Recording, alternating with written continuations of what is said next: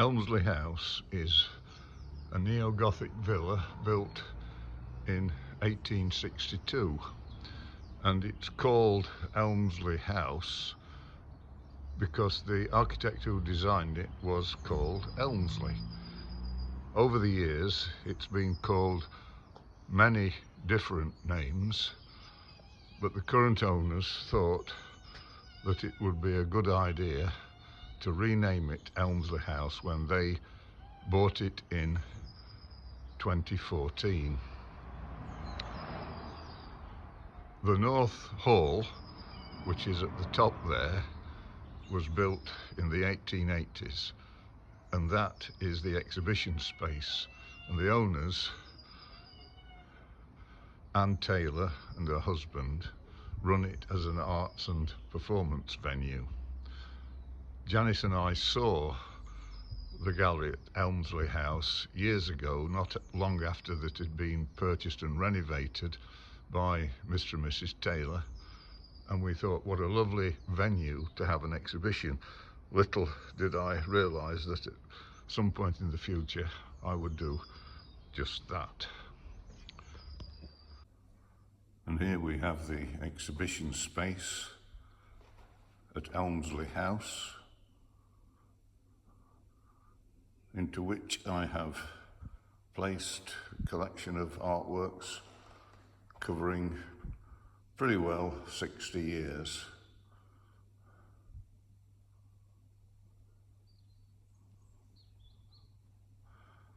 Beginning with my work in the final year at Sheffield Art School. Here we have some life drawings, and I did many life drawings, particularly since I found the discipline of drawing the human figure extremely challenging, but very helpful in the development of my vision. And in the 1960s, in British art schools, fine art students were still making drawings from life,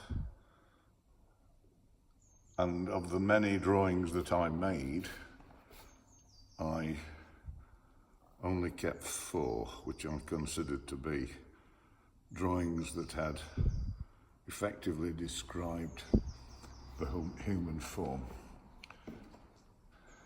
In my final year, I was particularly concerned with surface texture and colour relationships. This painting dates from that period, and as does this one, which uses collage overlaid with acrylic and oil paint.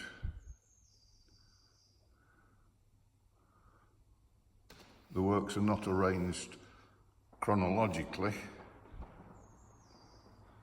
so they cover various periods. This drawing is of Crowson Kerrial, where we lived from 1972 to 77. Crowson Kerrial from the allotments. We used to walk from the allotments back to our house in the village, and this was the view. My first teaching job was at Frederick Gent's School, South Normanton, and the head of the department was Ken Holland, who is still a very good friend of mine, and this painting I gave to Ken as I left the Frederick Gent School and went to teach at the Melton Mowbray College of Further Education. And during that time I was reasonably productive. This is a painting which dates from that time. I was interested particularly in the way human beings leave their marks on landscape, and also at this time I became more and more interested in printmaking, and this is a print that uses 3 processes: soft ground etching, etched lino and screen print. This is also a print dating from that period. Little did I know that when I made this print, which is based on Herefordshire Beacon, which is part of the Malvern Hills, often known as British Camp, little did I know that when I made this in the 1970s that I would one day live within sight of British Camp. When I finished work in 1996, I continued to make art, and this is one that dates from that period. Always interested in surface and texture, using collage combined with acrylic and oil paint. Our very good friends Dennis and Margie Brown live in Norfolk, in King's Lynn, and we often visited them, and these paintings are resulting from walks with them on the beaches of Norfolk. These are paintings where I try and evoke the big sky and the long sandy beaches of Norfolk. We also had a spell in Cornwall, 11 years in Cornwall, and the landscape around Lanteglos I always found fascinating, and these paintings date from that period.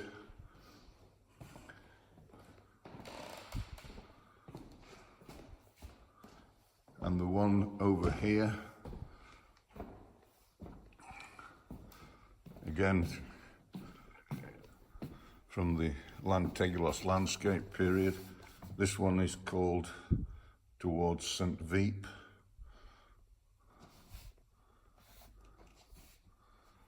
Since we lived in the Malvern Hills area, continued to make landscape, and again local landmarks often featured. This one is called Trees on May Hill, and again the real interest is in the surface and texture. Also during this time I began to use an inkjet printer to make prints, and this is one of the first ones I did, a series of 3 based on a visit to Crosby Beach in Lancashire. And over above the fireplace here are the latest prints, often focused on local landmarks. Breeden Hill. This one, some trees near the Broadway Tower. And again, still interested in the way human beings leave marks on landscape, either with the straw from a combine harvester or the marks left by a plough on undulating fields. And finally, we come to the latest prints.